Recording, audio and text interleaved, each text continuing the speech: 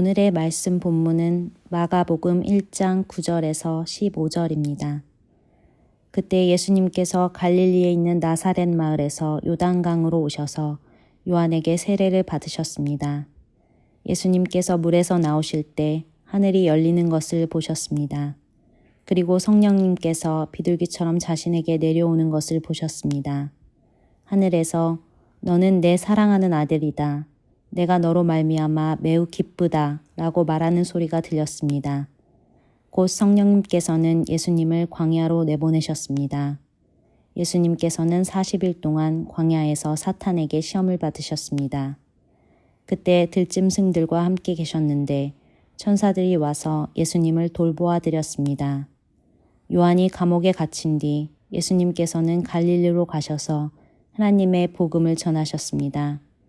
예수님께서는 때가 되었다. 하나님 나라가 가까이 왔다. 회개하고 복음을 믿어라 하고 말씀하셨습니다. 때때로 어떤 책을 읽다가 문득 어디선가 비슷한 내용을 읽은 것 같은데 하는 생각이 들 때가 있죠. 우리가 비슷한 내용을 예전에 다른 책에서 읽었기 때문에 그런 생각이 들 수도 있고요. 그런가 하면 우리가 알고 있는 책의 저자가 의도적으로 우리가 알고 있는 책의 내용을 인용했기 때문에 그럴 수도 있습니다. 이렇게 우리가 책을 읽을 때 다른 문학 작품이나 예술 작품을 떠올리게 만드는 문학 기법을 반향이라고 부르는데요. 성경은 반향 기법을 자주 사용합니다. 신약 성경에서 구약 성경을 인용한 부분들이 그런 예에 해당하죠. 신약의 저자들은 직접 간접적으로 구약 성경 내용을 인용해서 하나님이 구약 시대에 예언하신 일들이 신약 시대에 성취되고 있다는 사실을 강조합니다. 오늘 우리가 읽은 본문에서도 이런 반향 기법을 찾아볼 수 있습니다. 예수님이 요단강에서 세례를 받으시자마자 하나님의 영이 비둘기처럼 그 위로 내려왔죠. 그리고 하나님의 음성이 하늘에서 들려옵니다. 너는 내 사랑하는 아들이다. 내가 너를 크게 기뻐하노라. 이때 하나님은 무슨 말이든 하고 싶은 대로 마음껏 하실 수 있었습니다. 그런데 그렇게 하지 않으셨죠? 그 대신 구약 성경 두 곳을 연상시키는 말씀을 하셨습니다. 이 두 본문들을 통해서 우리는 예수님이 누구이신지 알 수 있습니다. 첫 번째 본문은 시편 2편 내용의 일부인데요. 거기에는 세상 나라들과 하나님 나라에 대한 이야기가 나옵니다.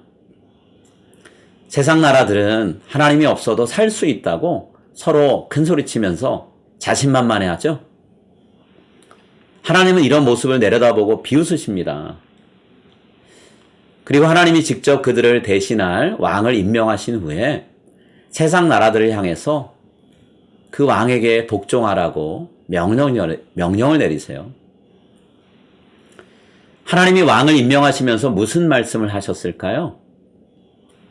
시편 2편 7절 8절 말씀입니다. 너는 내 아들이다. 오늘 내가 너를 낳았다. 내게 구하라. 그러면 내가 이방 나라를 내 유산으로 땅끝을 너의 소유로 주겠다. 마가는 세례를 받으신 예수님을 향해 하나님이 이 말씀을 하셨다고 기록합니다. 그래서 우리가 어리석은 세상 나라들을 향해서 하나님의 통치권을 행사할 왕으로 하나님이 그분의 아들이신 예수님을 임명하셨다는 사실을 알기를 바라죠. 예수님이 세례 받으실 때 하나님이 말씀하신 내용과 연관된 두 번째 본문은 이사야 42장 7절입니다. 여기 내가 붙드는 나의 종, 내 영혼이 기뻐하는 내가 택한 사람이 있다. 내가 내 영을 그에게 두었으니 그가 이방에 정의를 가져다 줄 것이다. 이 구절은 소위 종의 노래의 일부분입니다. 이 종은 하나님의 정의를 전 세계로 퍼뜨려서 하나님께 큰 기쁨을 가져다 드립니다. 그 일을 위해 종은 자신이 직접 고난을 당하고 잔인하고 수치스러운 죽음을 맞이합니다. 이것이 예수님이 세례를 받으신 이후로 살아가실 삶의 과정이고 마지막 모습이었죠. 마가는 예수님을 하나님의 통치를 온 세상에 드러내기 위해 고난받는 종으로 소개합니다. 또한 그 고난받는 종이 실제로는 하나님의 사랑하는 아들이요, 온 세상의 진정한 왕이심을 우리에게 선포합니다. 이것이 마가복음 전체의 주제예요. 그 옛날 하나님이 직접 이스라엘 백성들을 애굽에서 이끌어내셔서 홍해를 건너고 광야를 거쳐 요단강 너머에 있는 약속된 땅으로 인도하셨죠. 이제 예수님이 하나님의 백성들을 이끌고 새로운 삶을 살게 될 새로운 땅으로 인도하십니다. 우리가 할 일은 애굽에 대한 미련을 버리고 예수님을 따라 새로운 삶의 길을 걸어가는 것입니다. 그러기 위해 우리는 가던 길을 멈춰야 될 때가 있습니다. 하나님의 뜻과 계획에 어긋나는 삶을 돌이켜야 할 때가 있어요. 내 방식대로 살고자 하나님의 뜻을 저버린 적은 없으신가요? 지금도 하나님이 우리에게 돌이키라고 말씀하시는데 내 고집을 버리지 못하는 부분은 없으신가요? 하나님의 은혜에 민감하게 반응하면서 그분의 인도하심을 충실히 따라가는 저와 여러분이 될 수 있기를 간절히 소망합니다. 이제 오늘 주신 말씀을 붙잡고 다음의 기도 제목으로 함께 기도하시겠습니다. 하나님의 통치를 드러내기 위해 기꺼이 하나님의 뜻에 순종하며 고난을 받으신 예수님의 발자취를 따라 고난받는 종의 삶을 살게 하소서. 하나님을 나의 왕으로 고백할 뿐만 아니라 일상생활 속에서 내 뜻과 내 계획보다 하나님의 뜻과 하나님의 계획을 앞세우게 하소서.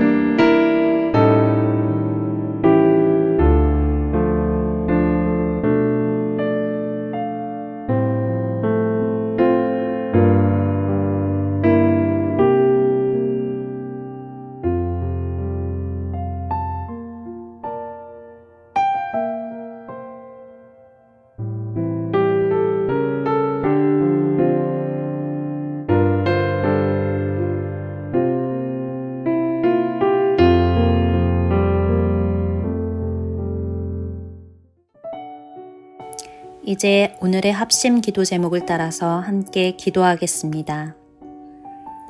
나 중심의 신앙생활을 벗어나 하나님의 관점으로 자신과 이웃과 온 세상을 바라보며 섬기게 하소서. 예수님을 본받아 세속에 물들지 않고 세상 속에서 선한 영향력을 끼치는 거룩한 성도가 되게 하소서. 세상으로부터 비난과 외면을 받는 교회가 아닌 세상의 존경을 받는 교회 공동체를 이루게 하소서.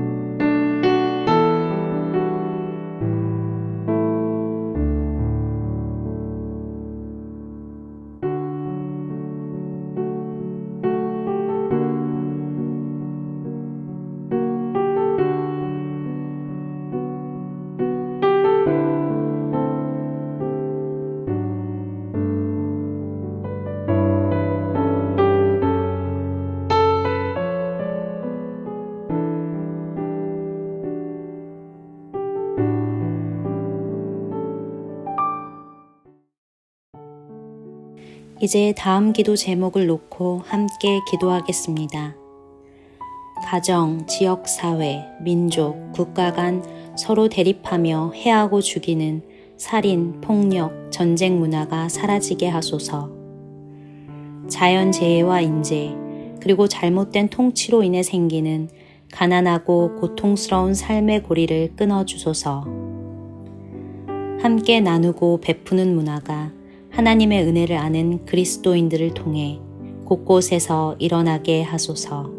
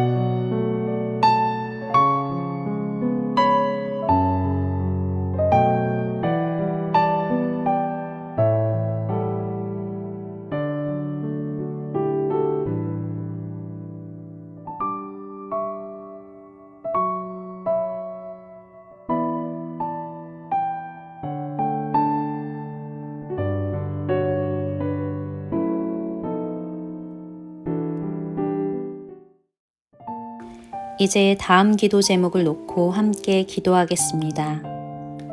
지역, 이념, 세대 간의 갈등으로 인해 미래를 위해 투자해야 할 힘과 에너지를 소진하지 않게 하소서. 남한과 북한의 갈등 관계가 평화롭게 해소되게 하시고 함께 손을 잡고 발전하게 하소서. 코로나 팬데믹으로 예배 생활은 물론 교회 유지 자체가 어려운 교회들을 든든히 지켜주소서.